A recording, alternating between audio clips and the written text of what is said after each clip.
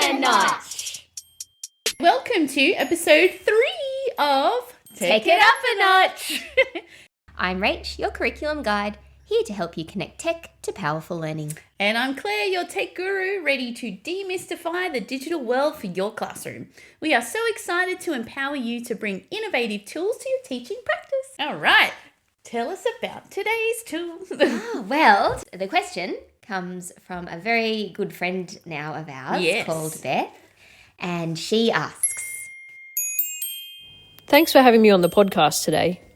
I would like to know what hands-on technology can educators utilise to enhance student engagement and deliver effective road safety education. So what was the suggestion that we came up with? it's Sphero Indi. Have anyone heard of it, I wonder? Well, I'm guessing lots of people would have heard of spheros because Yes. those little round balls have been around for ages that Yes. zip around your classroom and, hilarity ensues. Yes, and yes, please can we talk about that in another episode? We will. But in the Sphero family, there's lots of different tools, and the Indi Car is one of them. And my goodness, it's lots of fun. I think it only came out maybe last year or the year before. Yeah, it's very new. Yes, I hadn't heard of it until we decided to, we were very lucky in the position that we were in, that we were working, for A system of schools, and we had a little bit of influence over what was purchased by our library team. Yeah. And so schools could borrow the great technology, and we were That's right. constantly looking for new ones to update it. Our librarians would get emails about new products that we could trial, and we put our hands up straight away to trial this baby, and wow, it's awesome. It's lots of fun. So, the Sphero Indi, it's a little screenless programmable robot in the shape of a car. It's a little blue car. It's nifty and it's little so and cute. Yes, and it's designed for early learners. So you're thinking 4+. And it's a great way to introduce them to coding and computational thinking through play-based learning, which we love and are all for. And what I love is it doesn't actually necessarily, you don't even have to learn how to code with it. Well, you don't need to do any screen-based coding at all. No. So it uses color recognition and color tiles, and they're these great durable, Like vinyl. yes, little tiles that come in a kit, and you spread them out on the ground, and each color corresponds with a different movement or action, like turn right, turn left, slow down, speed up, that kind of thing. And you can literally just put them in any type of order to have a bit of a play at first, and the car just follows and turns or spins around. Yes. Does a happy birthday sound? Yeah, that one's fun. And purple is that one. Like, Yes, woohoo yes. at the end. It gets them to understand color recognition and how the car can respond to instructions given to it just based on those Yeah, tiles. and even all of that discussion about, well, how is the car doing this? Let's flip it over. It's got sensors in the bottom. The sensors can see the colour responds to an instruction. Lots of good learning around that. It's so good, and children can create mazes with it, solve puzzles with it without needing a screen, which is even better.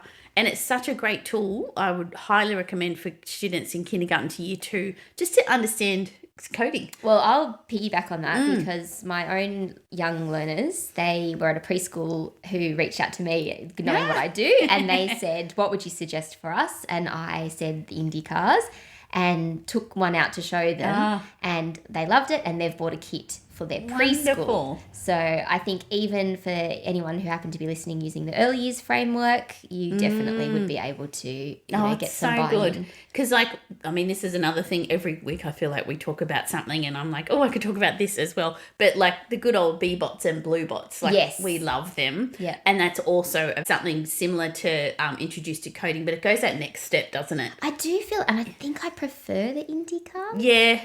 To a B-bot or a blue bot. Me too. Like the B-bots, they're lovely, but they're maybe a little slow. The Indi Car has evolved. And it's zippy. It's really zippy and it's very engaging. Yeah, definitely. So basically, like we've said, it's a little colourful car-like robot. Also, it does have an app. Yes. So if you have iPads in your classroom, you can download this. I think it's EDU, because I know the Sphero app, the EDU Junior, it's called. Yep. And then you actually can go that next step with it and code Do it. some block And you coding. can change what the coloured tiles mean to something different, which is pretty cool. All right, so how much do they cost, Rach? $219 for one.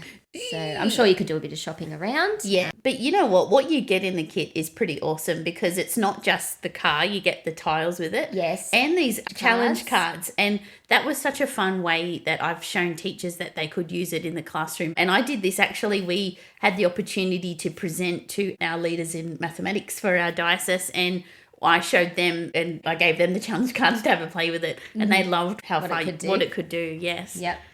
And I think like all tools, it's going to be cheaper if you buy bulk. I think they come in kits of 8. Yes, it's a very really cool. We've used those boxes. Yeah, I was going to say nice bags packaged. Yes. A single one comes in a little blue case. It's like a little lunchbox sort of. Yeah, the school kits come in, like a bigger black case with all 8 of them. Storage is easy. And we find Modern Teaching Aids is a wonderful little plug. Shout out to them. And I think, does Officeworks sell them too? Do they? Maybe. Haven't looked. No. And this, well, obviously the official Sphero site as well. Mm-hmm. But yeah, we like to, I found for education purposes, you can get a bit of a discount. Well, and then no GST. Yeah, and that's all of those right. Things. Yeah. So, yeah, we've got the student kit and the larger class packs. But if you want to do it as a whole class thing, yeah, you definitely need more than one. Yeah, how many would you, maybe 2 to 4? One between kids? 2. Yeah, 4 is probably not, there's too many. Not everyone's getting a turn. Yeah. Though it is a little bit more, with your screen-based coding, one person's coding. Yeah. They're on the screen. But because people are moving the pieces around, I think the thing I found the most is that perhaps you're outdoors, the ground's maybe not as level as you'd like. They might not be on track. They might veer off and they don't quite get to the colour tile. Yeah. So, it's handy to have someone just quickly moves it back and gets it on track again, or like the tile itself rather than the robot car. Yeah, nice. So maybe 3, but... Yeah. Yeah. So tell us all about, because I know you were very instrumental in this project. How did you link it to road safety? So easily. Because they're a little car, you don't even have to use your imagination. We created a unit of work which was generic in a way, so that it matched with your early stage 1 or your stage 1 learners. And it was over, I think, only 3 or 4, should have reviewed it, but only about 3 or 4 lessons. And there was your lesson on how to actually use it and play. Yeah. Very little instruction, just this is how it goes, go and have some fun. And then bringing it into, well, how can we solve some challenges? So our Indi Car needs to drive up to the crossing because you can build it and really easily just chalk on the ground. And we had those old school little road sign resources from previous kits, and we integrated it with it, didn't we? Yeah. And the other thing that I may as well mention now, so safetytown.com.au, and that has the key road safety messages are on there. That are updated too, I guess. So you can then make your challenges match the key road safety messages that we want our learners to be learning. And I know for our New South Wales schools, I don't know if all of our states have the same thing, but you can order packets of stickers, packets of signs, packets of resources that go with the road safety messages. Nice. So then in this particular unit that we created, and they're all free, so we are just, stocking up on stickers, and the kids can make their own signs. Make their own signs. Yeah. Draw on the concrete to make a crossing or roads or whatever it might be. So then would they program it for the, they'd put like the stop coloured tile, so when it got to the crossing. Yeah, yes. Cool. And so you do need to use your imagination, because once it's stopped, it's stopped. So if you want the car to go again. If your little character, I think we used those, how you get like teddies or dinosaurs that you count with in infants. Oh, yeah, and from so the good old kits, Yeah, so they just became our characters. Teddy cars, yeah. Yes, exactly like teddy cars. And because you can blue tack them. You can blue tack characters to the top of your cars. Yes. So we added on different challenges, and so eventually we'd end up with a whole town's worth of road safety things. So the little car might drive up and stop at the crossing, and then it had to later on turn the corner and pick up a passenger. And I remember we had these stickers that were about the safety door being the passenger side. Yep. So your car had to stop on the road to pick up the passenger from the safety side. And we put the sticker on the Indi Car to show the safety side. Because I can't help myself, my creative arts brain is working in overload right now, because I just thought, how cool not only for them to make the track with the Sphero, but make a road safety video. Yes, that and would be film cool. the journey of their little car, and then you could upload it to Seesaw and narrate over the top with your Yes. key road safety messages. Love it. Yes. Love it. Yes. What a great unit of work for PD. Yeah, it's really nice for PDH, and perhaps not one that we integrate tech, even though there's a million ways you can do it. I have been more so like podcasting and iMovie and clips and all sorts of stuff because there's only so many times you can make a safety poster. Yeah, so it's like or some slides. Let's do a bit more fun, and we're integrating science and technology, which we love. That is right. Yes. For this particular, for Beth, it worked well, I think, because the kit was such a neat, tidy kit, and these cars are durable. They are. The vinyl tiles are durable.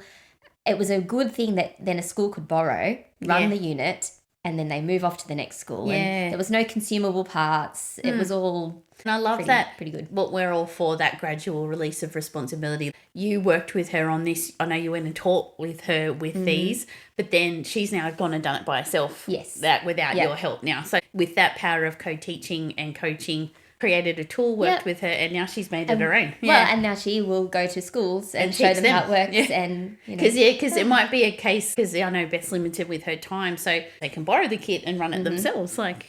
And you might find, wherever you're listening from, that you also have a road safety person in your system. Because my understanding is that it's not just us who has one. That lots of our I think everyone would have to have them. Yeah. So might be some, and I perhaps didn't even really realise we did until I met Beth. So might be worth same. reaching out. And that she was on our team. We didn't realise. So, definitely reach out to, the people in wherever your head office is, because you might have someone who... Yeah, and they might be interested. Yeah, for sure. And then, they can give you access to those free resources as well, which is awesome. And then we're ticking boxes. That's right. And I love, yes, there's the initial cost of buying it, but the iPad app, if you're using that, is free. So, which is pretty cool too.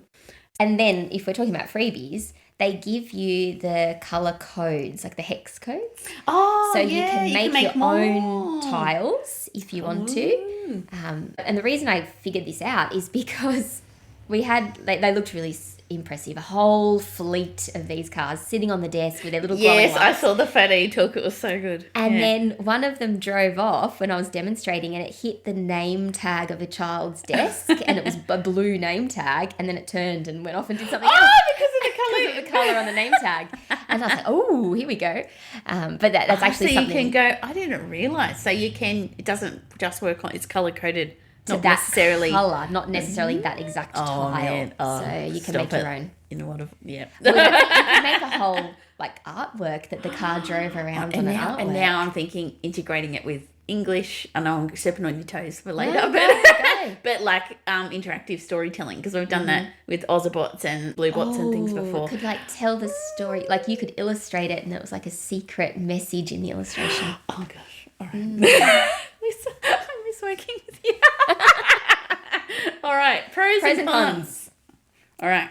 So, super accessible. Yeah. And I think even for our teachers who are a bit nervous about using tech in the classroom, I think that you would feel confident with this. Yeah, definitely not as cumbersome as when we talked about the makey in our last episode. All those alligator clips and even having to block code, you don't have to do that. You don't have to.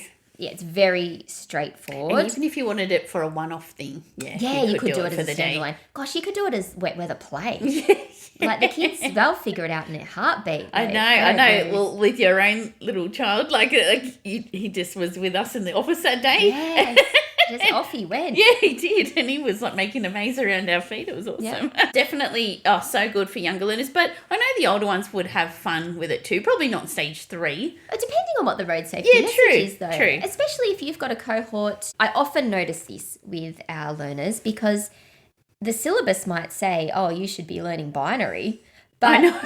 Which it does. But if they haven't had any of the learning that goes before it, they might be 12, but you've got an early stage 1 learner in front of you in terms of coding, digital technologies, programming. So there's nothing wrong with coming back and taking a step back and starting there. We found that at the event we were at last week, the activity set for secondary, we were quite surprised. So clearly they'd never had that sort of STEM equipment experience in primary school before. So that was interesting. So, yeah, it wouldn't hurt. Yeah, so I bring think it anyone. back and just change your message. Instead of holding an adult's hand, it might be something about when you're driving a car. Yeah, you never know.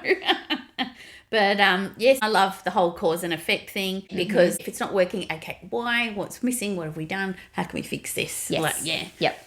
Yeah, and then the screen-free option. Yeah, like especially big like, win. I feel like I'm seeing a lot of media chatter about the screen-free, and when you actually read past the clickbait headline, they're just saying that they've got a nice balanced curriculum. That's what we would advocate for too. Yeah. But in that sort of environment, it's a nice way of being off a screen. Yeah. And what would you say some cons might be? Well, cost, like everything, you've got to have a budget for these things. $119, yeah, it's a lot. And for a whole set of 8 of them, that's well, and for a class, you maybe going to want 16, exactly, or depending on how many kids you've got. True, and like you might have to wait for like a fundraising opportunity and allocate some of that budget towards buying some of this awesome equipment. Highly recommend that, because it's going to benefit the school in the long run. Absolutely. Yeah. And I do think, particularly, a lot of schools have a preschool program. Or, yes. Even, where the kids come in for orientation for whole What term. a great, or even on orientation day activity. What a fun thing for the kids to because be playing with. Yeah, with their Year 6 buddies, something I along love those that. lines. Yeah. So. I could do storytelling. Okay, chocolate.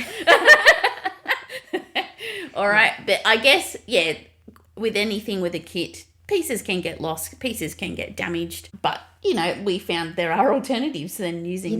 What might be a con, which I was going to have as a hint, but maybe it's a con. So the very first time I used them with a class, beautiful young lady with lovely long hair, and the children were in the play phase of their learning, and the kids were making tunnels with their legs, and the Lindsay was driving through their legs. Yeah, cool. And so she'd like flipped herself upside down like a tunnel ball kind of. I've done that with Sphero so many times. Yeah. To watch this car, and it drove over her hair, and the hair went. No! Have I not told you this? Goodness me. Well, there you go. The hair got wrapped around the wheel, and I was like, No. and I'm like, well, we can't cut her hair, but like she's stuck to the car. So this is a student? Yes, student. student. Oh, no. Oh dear. So hint/con, like, and you know what? The end Hair of in the a story. ponytail, please. The end of the story. Well, it was in a flat, but it was no. so long. Oh no.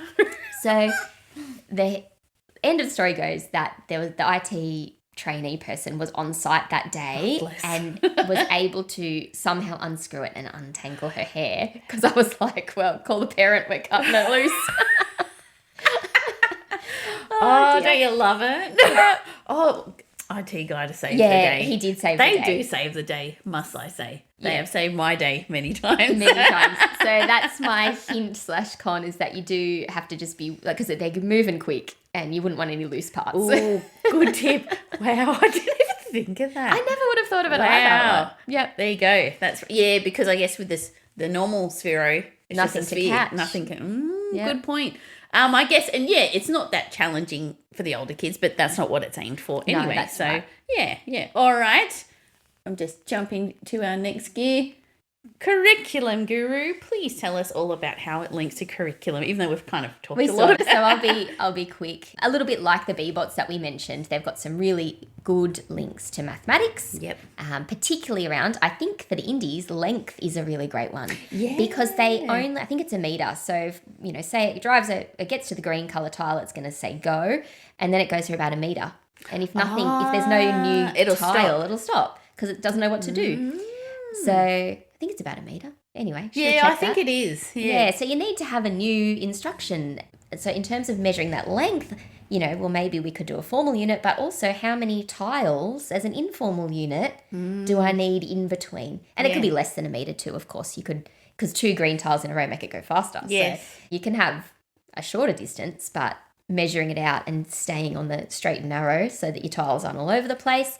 And that's some really good learning there. Covering straight from the Australian curriculum, isn't it? Like, both in terms of using formal and informal units of measurement. Yes.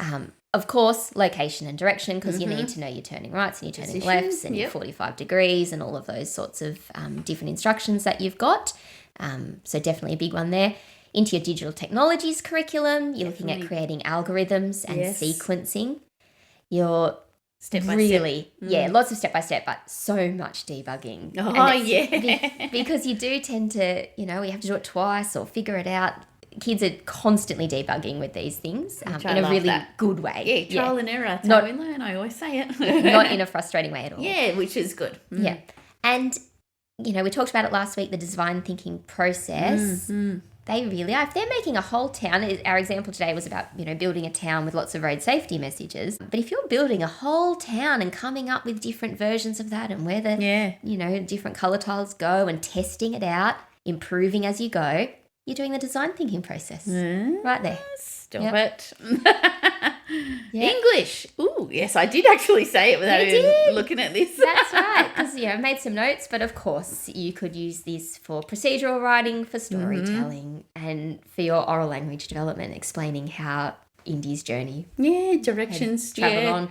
All of that communication with your peers, telling a teacher, if you're putting it in a video like you suggested, Claire, all of those things are really hitting not only English, but you know how now all of our syllabus documents have or are going to have the writing component integrated. Oh, for sure. integrated in. So definitely lots of English ones. And you know what I often harp on about the general capabilities, and I feel like I've been a bit lax. I haven't mentioned them, but certainly your general capabilities are being hit here. Your ICT capability, of course. If you're doing it in that road safety kind of lens, your personal and social capabilities are there. Taking turns, gosh. Any tool that you bring into your classroom, that's a big, you've got to set those expectations for it to be successful. That's right. Yeah. Yep, and with that collaboration. Yes. And plenty of critical and creative thinking. Yeah, definitely in groups and I love it. Oh, now, I did have another tip. I found that because I use them outside, so they're great indoors, of course, everything is, but we took them out, so we had plenty of room to do this. I wouldn't use bumpy concrete, really? like really sort of asphalty. So it didn't really work well? It's not a four-wheel drive vehicle, so... It did work on the pavers at work that time. That smoother concrete's nice. Anything too bumpy, it works, but it's not great. Bumps it off track. But outside, it gets a bit dirty. Baby wipes. At the end of your session, everyone gets a baby wipe. You wipe your tiles, you wipe your car, you put it away. Yeah, perfect. Yeah. All right, cool.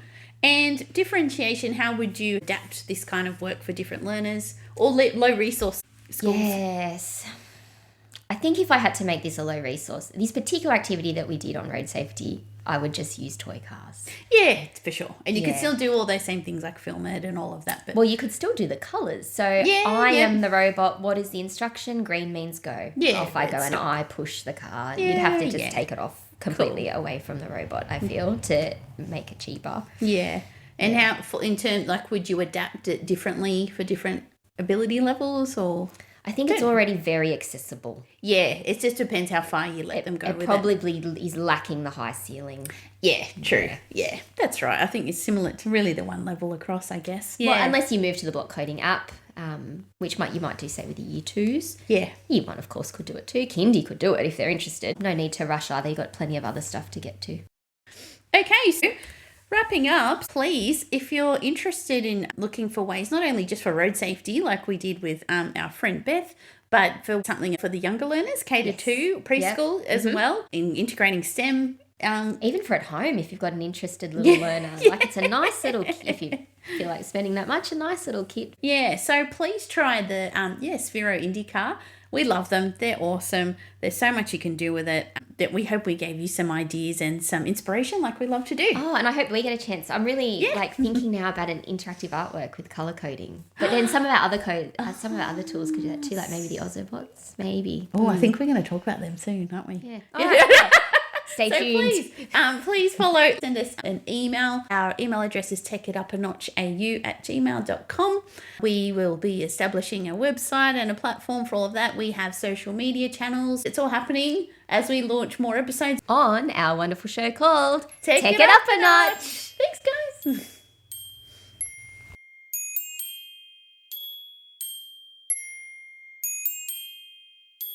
Take it up a notch.